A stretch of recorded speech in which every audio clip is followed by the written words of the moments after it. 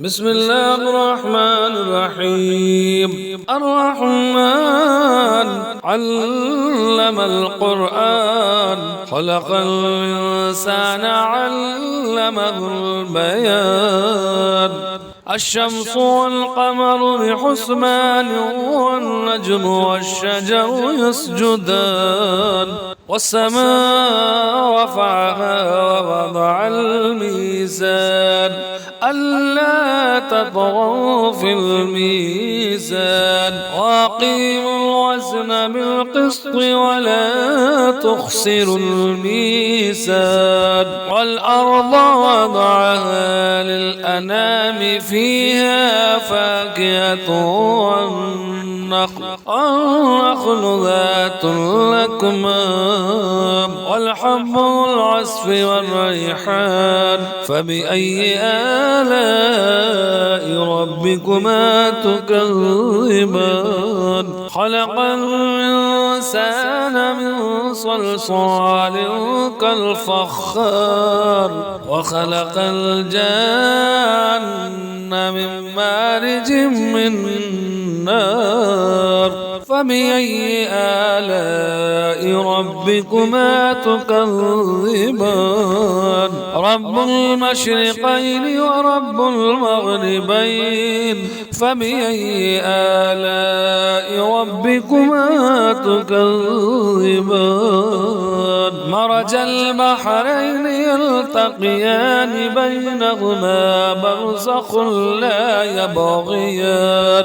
فبأي آلاء ربكما تكذبان؟ يخرج منهما اللؤلؤ والمرجان. فبأي آلاء ربكما تكذبان؟ وله الجوار المنشآت في البحر كالأعلام. فبأي آلاء ربكما تكذبان؟ كل من عليها فان، ويبقى وجه ربك ذو الجلال والإكرام. فبأي آلاء ربكما تكذبان؟ يسأله من في السماوات والأرض، كل يوم هو في شأن. فبأي آلاء ربكما تكذبان؟ سنفرغ لكم أيها الثقلان. فبأي آلاء ربكما تكذبان؟ يا معشر الجن والإنس إن استطعتم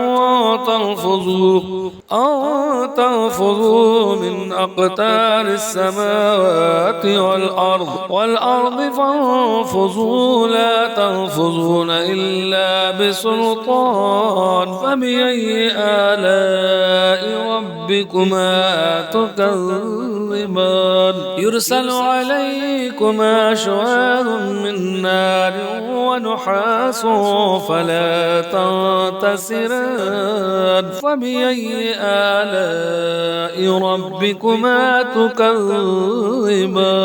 فإذا انشقت السماء فكانت وردة كالدهان. فبأي آلاء ربكما تكذبان؟ فيومئذ لا يسأل عن ذنبه إنس ولا جان. فبأي آلاء ربكما تكذبان؟ يعرف المجرمون بسيماهم، فيؤخذ بالنواسي والأقدام. فبأي آلاء ربكما تكذبان؟ هذه جهنم التي يكذب بها المجرمون، يطوفون بينها وبين حميم آن. فبأي آلاء ربكما تكذبان؟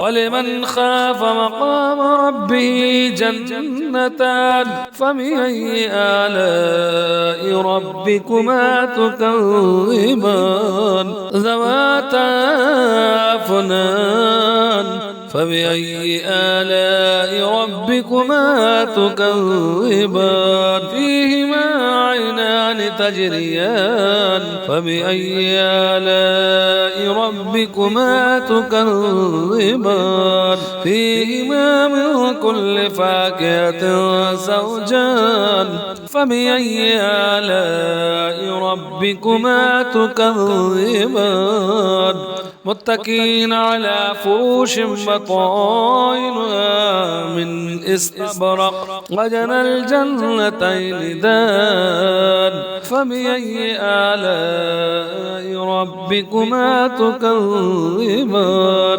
فيهن قاصرات الطرف لم يطمثهن إنس قبلهم ولا جان فبأي آلاء ربكما تكذبان كأنهن الياقوت والمرجان فبأي آلاء ربكما تكذبان هل جزاء الإحسان إلا الإحسان فبأي آلاء ربكما تكذبان ومن دونهما جنتان فبأي آلاء ربكما تكذبان مدهامتان فبأي آلاء ربكما تكذبان فيهما عينان نداختان فبأي آلاء ربكما تكذبان فيهما فاكهة ونخل والرمان فبأي آلاء ربكما تكذبان فيهن خيرات حسان فبأي آلاء ربكما تكذبان حور مقصورات في الخيام فبأي آلاء ربكما تكذبان لم يطمثهن إنس قبله ولا جان فبأي آلاء ربكما تكذبان متكئين على رفرف خضر وعبقري حسان فبأي آلاء ربكما تكذبان تبارك اسم ربك ذي الجلال والإكرام